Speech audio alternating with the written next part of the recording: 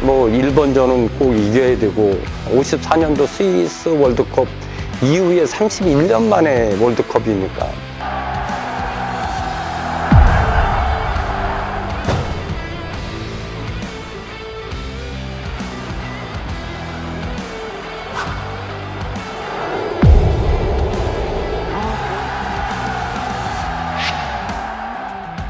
이 월드컵을 예선을 통과하고 월드컵에 출전했던 거는 이거는 축구 선수로서의 더 이상의 영광은 없는 거죠.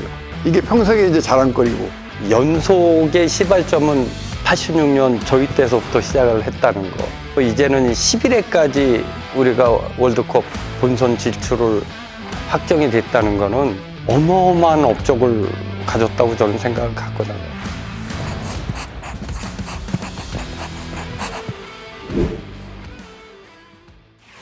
한국은 1954년 스위스 월드컵에 출전한 이후 무려 32년 만에 월드컵에 도전합니다. 1차 예선에서 3그룹 A조에 속한 대한민국. 이제 82년도에 월드컵을 우리는 못 나갔고, 그러면 결국 다음 월드컵을 준비를 하잖아요. 이 과정이 굉장히 우여곡절이 많고 험난했어요. 그리고 예선전을 치르는 첫 번째, 두 번째 과정이 굉장히 안 좋았어요. 그때 문정식 감독님이셨어요. 저희가 거기 가서 지고 오셔서 감독님이 이제 그만두셨지. 그리고 이제 김정남 감독님, 김호곤 코치 체제로 이제 최종을 치르게 됐죠. 네. 그리고 안정감을 찾기 시작했어요. 그래서 우리가 이제 그때부터는 말 그대로 이제 파죽지세로 일본전까지 쭉 가서 진출을 하게 됐어요. 김정남 감독 선임 이후 남은 경기에서 좋은 결과를 얻으면서 대한민국은 1차 예선에서 4전 3승 1패를 기록합니다. 그렇게 A조 1위를 기록한 대한민국은 B조의 1위인 인도네시아와 2차 예선을 진행합니다. 홈에서 펼쳐진 1차전.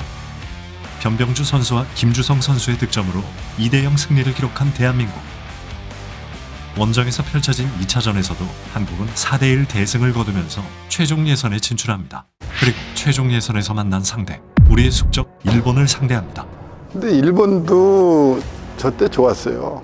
당시에 이제 일본의 모리 감독도 아주 인상 깊은 그런 감독이에요. 일본 좋았죠. 미들필드의 기무라, 센터포드의 하라, 뭐 이런 선수들이 아주 특징이 있는 선수들이 구성이 돼 있었으니까. 또 일본 선수들도 잘 선발을 해서 저렇게까지 조직력을 만드는 거는 감독의 능력이니까 아주 일본도 좋았어요. 일본 도쿄에서 펼쳐진 1차전에서 대한민국은 정용환 선수와 이태호 선수의 골로 2대0으로 앞서가지만 일본의 에이스 기무라에게 실점을 하면서 한 골차 승리를 거둡니다. 그 기무라가 프리킥으로 해서 득점을 했을 때인데 그 파월이 제가 낸 거거든요. 네, 그래서 그게 파월을 내려고 그런 게 아니고 사실 이제는 뭐 한일전이니까 굉장히 이제는 뭐 터프하고 그냥 뭐 과격하게 이제 뭐 플레이를 할 때니까 그만큼 뭐 격렬하고 뭐 일본전은 꼭 이겨야 되고 54년도 스위스 월드컵 이후에 31년 만에 월드컵이니까 모든 선수들이 월드컵을 나가야 된다는 그런 뭐 사명감 그런 게 있다 보니까 뭐 격렬하지 않을 수가 없었죠. 그리고 월드컵을 향한 마지막 한 경기, 잠실에서 최종 예선 2차전을 치릅니다. 경기를 준비하는 대한민국 선수들 최순호, 김주성, 김정부, 조광래, 박경훈 등 최정예 멤버로 나온 대한민국. 일본은 기무라, 하라, 하시라타니, 이시카미 등을 앞세워 월드컵 진출에 도전합니다. 마침내 시작되는 경기.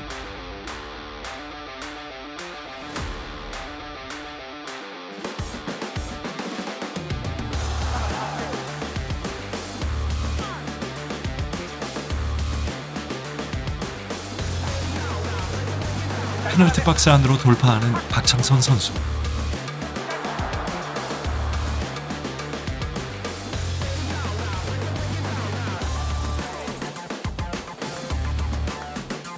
경기 경기 초반부터 강하게 몰아붙이는 대한민국.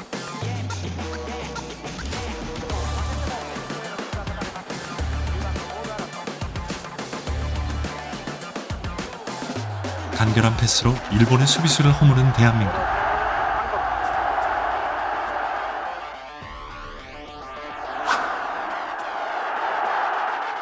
조광래 선수를 중심으로 경기를 잘 풀어나가는 대한민국. 그 당시 때 보면 사실 저 때 저렇게 논스톱으로 하면서 형태도 잘 돼 있고 저렇게 움직이고 지금 현대 축구에서 쓸 수 있는 전술을 그 당시에 쓰지 않았나 그런 생각이 들 정도로. 근데 이때 이 선수 구성이 이쪽 팀은 어떤 자리에 조금 부족하다 이런 걸 보는데 우리는 그런 게 없었어요. 그때 어떤 포지션에 대해서 결합이라는 거를 찾지 못하고 그 선수의 장점들을 굉장히 잘 부각을 시키지 않았나. 예를 들어서 뭐 조광래 감독 같은 경우는 굉장히 패스를 뛰어나게 잘하는, 뭐 우리가 그 당시에 별명이 컴퓨터 링커 뭐 이랬었으니까요. 그런데 조광래 감독이 안 갖고 있는 거를 또 우리 박창성 감독은 갖고 있거든요. 뭐 활동력, 슈팅력 이런 거를 또 갖고 있으니까 그러한 이제 밸런스, 그냥 구성과 이 조화가 상당히 잘 돼 있다. 공격에서도 마찬가지고. 당시에는 최동훈 감독님이 명단에 넣었는데 본선에 그때 합류했죠. 그때는 차범근 선배님이 레버쿠센에 있을 때였으니까. 그래서 저희가 전지훈련을 독일로 가서 훈련도 하고 그랬었거든요. 우리나라 축구가 아시아에서 가장 강할 때가 이때가 아니었나. 최고의 이 황금기, 어느 팀하고 붙어도 두려움이 없었어요. 완벽한 태클로 공격권을 가져오는 박창선 선수.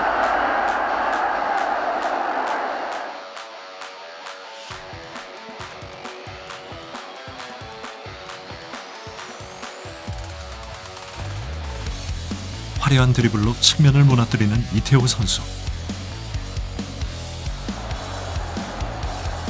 또다시 우측에서 공을 이어받는 최순호 선수.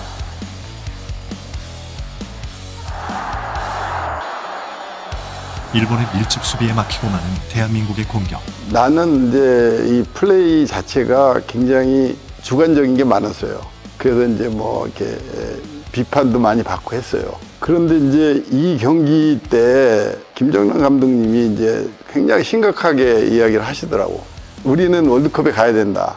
그러면은 너의 역할이 중요한데 네가 어떻게 하느냐에 따라서 우리가 쉽게 경기할 수도 있고 그렇다. 여기 보면은 그게 나타나요. 내가 가운데 별로 없어요. 사이드로 계속 오른쪽 사이드로 나가 있어요. 그러니까 제가 봤을 때도 김정남 감독님이 전략적으로 상당히 잘 대응을 했다. 그 당시에 뭐 최고의 선수였으니까 이 선수를 타이트 마크를 했을 거라는 거죠. 그때는 타이트만 멘트를 좀 시키는 시대였어요. 우리 최 단장도 분명히 일본에서 이 센터백 제가 잡았을 걸. 이시간비는 공 안 찼어요. 그때 그냥 나만 계속 보고 있었지. 그 걔는 뭐 저쪽에 플레이하는 거 상관없었어. 계속 나하고 같이 있었어. 그러니까 이제 사이드로 이제 조금 움직이게끔 만들어서 그 공간을 이제 뭐 이태호나 박창선이나 그렇게 플레이를 할 수 있게끔 만들지 않았을까 그런 생각이 많이 들죠. 그러니까 이제 세밀한 게 뭐냐면은 왼쪽은 아니에요. 그 왼쪽은 왜냐면 이제 주성이 공간을 만들어줘야 되기 때문에 오른쪽을 이제 생각을 했다고 판단이 돼요. 물론 이제 그쪽에 종부가 있었지만 종부는 포드 스타일이지 원래 윙 스타일은 아니에요.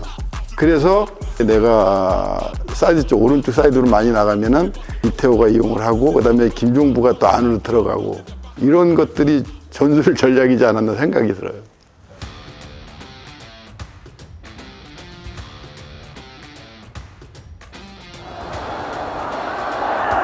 혼전 상황에서 공을 따내는 대한민국.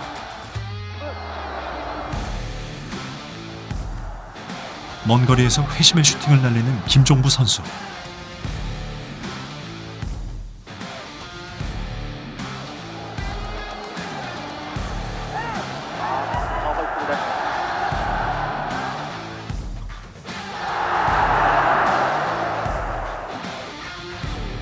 전반전 좋은 경기력에도 득점이 터지지 않는 상황. 양팀 모두 득점이 필요하던 그때 일본 수비수의 깊은 태클로 대한민국 최고의 골잡이 최순호 선수가 부상을 당합니다. 그때가 이제 전반전 거의 마칠 때쯤이에요. 이제 중앙 수비수 두 선수 이시카미하고 가또 규레는 선수가 있어요. 뭐 이거 말고도 일본하고만 경기하면은 이 선수들 때문에 사실 뭐 경기를 많이 내가 잘 못한 경우도 있고 뭐 그걸 또 헤쳐나간 경우도 있는데 특히 이제 이 월드컵 1, 2차전에서는 더 했어요. 이 장면도 뭐냐면은 전진 패스를 오는 걸 받으러 나가는데 뒤에서 태클이 들어왔어요. 굉장히 인대에 충격이 가서 오른쪽 무릎이 굉장히 아팠어요. 여기를 차니까 이게 이렇게 밀린 맞았다가 거지, 밀린 거예요. 들어간 느낌? 사실 그랬어요. 고생을 많이 했어요. 거의 두 달 동안. 결국 최순호 선수가 그라운드에 다시 들어오지 못한 채 0대 0으로 전반전이 마무리됩니다.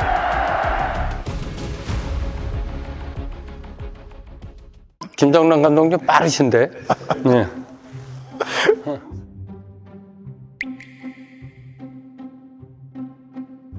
걱정스러운 마음으로 최순호 선수의 부상을 체크하는 김정남 감독님. 그리고 이제 들어갔어요. 라커룸 들어가면서 내가 생각했어. 나 이거 무조건 못하는 거다. 이거는 진짜 못 이랬어요. 그래서 이제 라커룸 딱 들어가자마자 치료대에 딱 누웠어요. 이제 그런 이제 치료를 하고 있는데 갑자기 누가 이렇게 와서 머리를 잡는 거예요. 그 눈을 떠보니까 감독님이야. 근데 이 귀에다 대고 해야 돼 하면서 너가 없으면 안 돼, 해야 돼 계속 그러는 거예요. 근데 막 이 소름이 확 끼치더라고. 근데 그 얘기를 듣는 순간 이거 해야 되는 거야. 그 후반전 보면 어떻게 그냥 버틴 거 자체도 신기해요. 사실 이 부상에는 특별한 에피소드가 있다는데 저희가 인터넷 찾다 보니까 이 영상을 좀 찾았어요. 그래서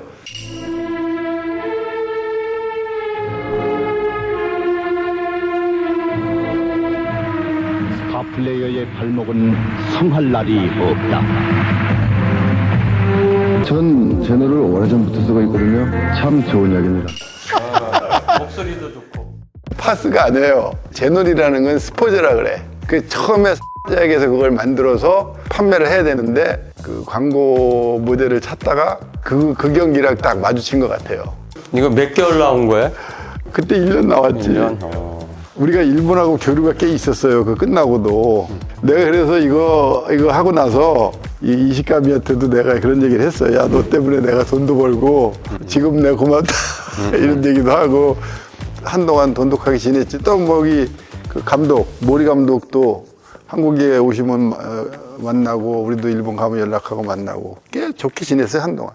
후반전 다시 출전하는 최순호 선수와 교체로 투입되는 허정무 선수. 월드컵을 향한 마지막 45분이 시작됩니다.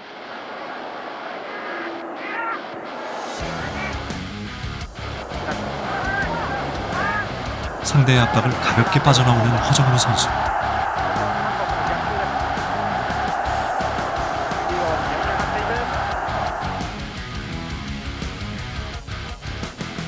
좋은 위치에서 프리킥을 얻어내는 박경훈 선수.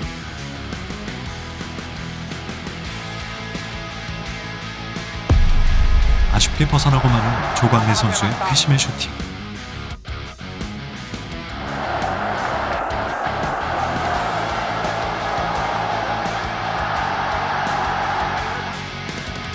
후반에도 거세게 몰아붙여보지만 좀처럼 열리지 않는 일본의 골문.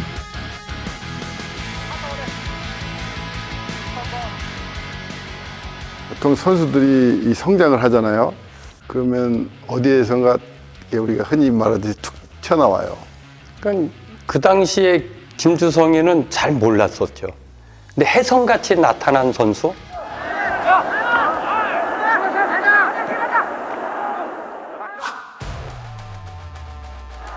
엄청난 속도로 치고 나오는 허정무 선수.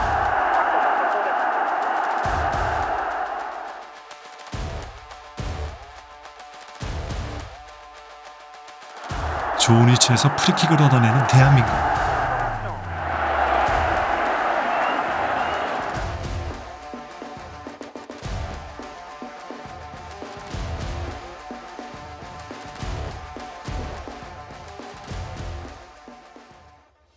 계속해서 경기를 지배하던 대한민국은 드디어 찬스를 잡습니다. 박스 안에 있던 최순호 선수에게 연결되는 패스. 그리고 마침내 허정무 선수가 승부의 균형을 깨뜨립니다. 32년 만에 꿈의 무대 월드컵에 가까워진 대한민국.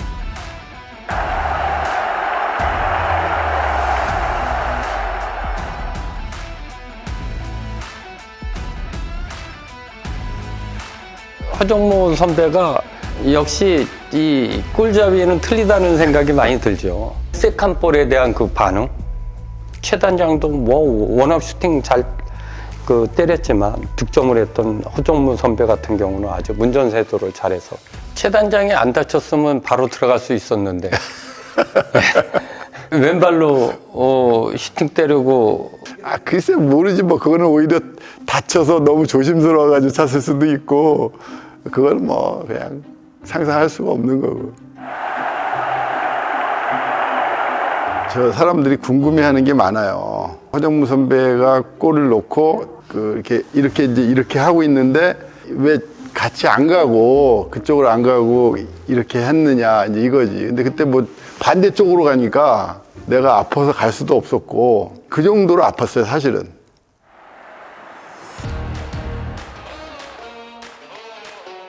득점 이후에도 멈추지 않는 대한민국의 공격.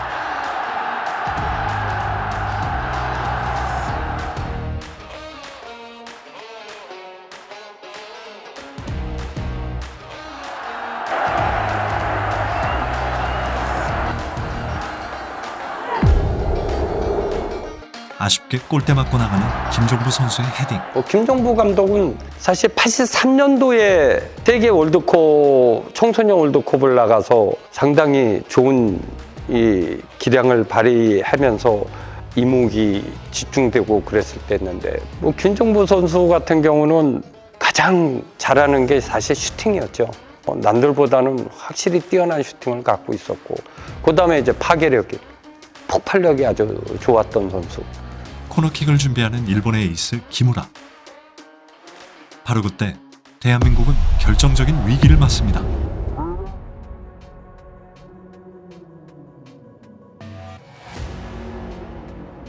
다행히 실점 위기를 벗어나는 대한민국.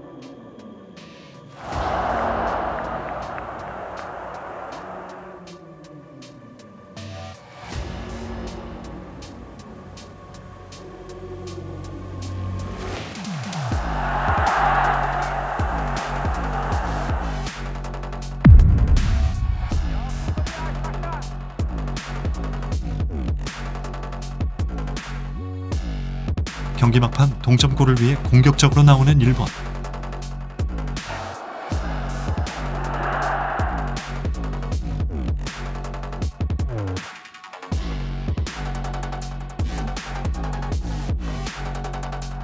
혼전 상황에서 간신히 막아내는 대한민국. 이제 월드컵까지 남은 시간은 단 3분.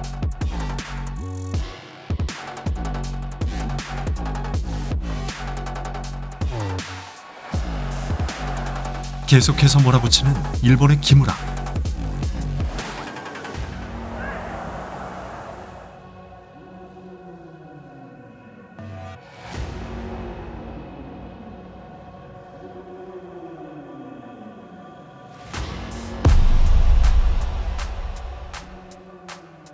일본도 월드컵 진출을 위해 혼신의 힘을 다했지만 90분 정규 시간이 모두 지나가고 결국 1대0으로 마무리되는 경기. 마침내 대한민국은 라이벌 일본을 꺾고 32년 만에 월드컵 진출이라는 꿈을 이뤄냅니다.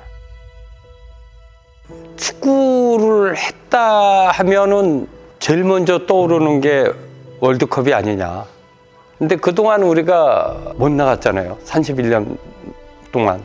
그랬는데 우리가 31년 만에 이제 월드컵을 나갔다는 거 상당히 선수로서는 뭐 영광이었고. 축구 선수로서 그 목표가 다 있죠. 국가대표가 되고 싶은 거. 그 다음에 이제 결국 마지막에는 월드컵이라는 것을 가고 싶은 거.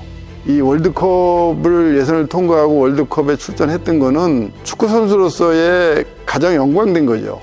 특히 저 같은 경우는 이제 공격수니까 월드컵에서 골도 넣어봤고. 그 이거는 축구 선수로서의 더 이상의 영광은 없는 거죠. 이게 평생에 이제 자랑거리고 이렇게 지금 간직을 하고 있어요.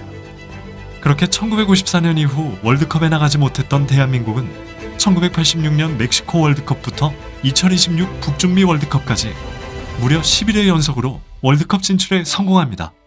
저희 이제 선배님들이 뭐 있지만은 연속의 시발점은 86년 저희 때서부터 시작을 했다는 거. 그래서 이제는 11회까지 우리가 월드컵 본선 진출을 확정이 됐다는 거는 어마어마한 업적을 가졌다고 저는 생각을 갖거든요. 그래서 축구인의 한 사람으로서 상당히 자부심을 느끼고 후배분들한테 정말 훌륭하다는 얘기를 해주고 싶고, 이제는 우리가 이 자부심을 갖고 자신감 갖고 하게 되면 분명히 좋은 결과가 있을 거라는 거 응원합니다.